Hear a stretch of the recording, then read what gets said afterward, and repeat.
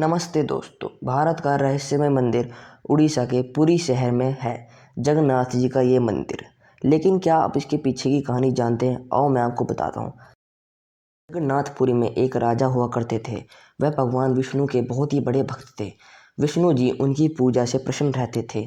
एक रात राजा को सपना आता है। उसमें विष्णु जी उन्हें दर्शन देते हैं और कहते हैं कि हे राजन, अगर मुझे पाना चाहते हो तो कल समुद्र के पास पहुंच जाना। राजा ठीक वही करता है। अगले दिन सुबह होती है। राजा समुद्र के तट के पास खड़ा हो जाता है। कुछ समय बाद राजा को दिखाई देता है कि एक बहुत ही दूर से एक बहुत ही बड़ी लकड़ी और एक लकड़ी का टुकड़ा उस समुद्र की लहरों से किनारे आ रहा था। वह लकड़ा बहुत ही दिव्य था। कुछ समय बाद बादल गरजने लग जाते हैं और आकाशवाणी होती है कि हे राजन, इस लकड़ी को मेरा रूप दीजिए। राजा ने घोषणा की, जो सबसे महान मूर्तिकार होगा वह मूर्ति बनाएगा। एक बहुत ही बूढ़ा मूर्तिकार आता है। वह कोई और नहीं, खुद स्वयं विश्वकर्मा होते हैं, जो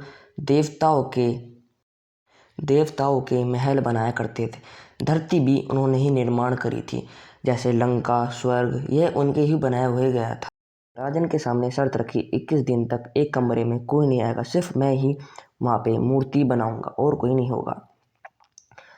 14 दिन बाद रानी को चिंता होने लगती है। क्योंकि वहाँ से कोई भी आवाज़ नहीं आ रही होती।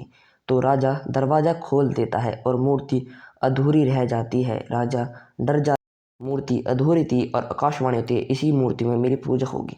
मूर्ति के ना तो पूरे पैर थे ना पूरे हाथ थे, बस एक लकड़ी का ढांचा सा था। राजा ने उसे एक दिव्य रूप माना और उसकी पूजा करने लगा। पुरी में जगन्नाथ जी का बहुत ही बड़ा मंदिर बनाया गया। महाभारत के बाद जब श्री कृष्ण एक पेड़ के नीचे अपनी बांसुरी बजा रहे थे, तभी वहाँ पे एक शिकारी एक हिरण का शिकार कर रहा था। पर बार बार वह हिरण उस शिकारी से बच जाता था। अब शिकारी ने निशाना लगाया, पर वह गलती से श्री कृष्ण जी के पैर को चीर गया।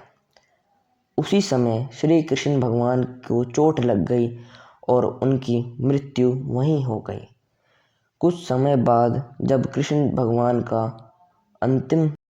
श्री कृष्ण जी का अंतिम संस्कार किया गया, तो उनका दिल और जो हृदय था वह नहीं जला।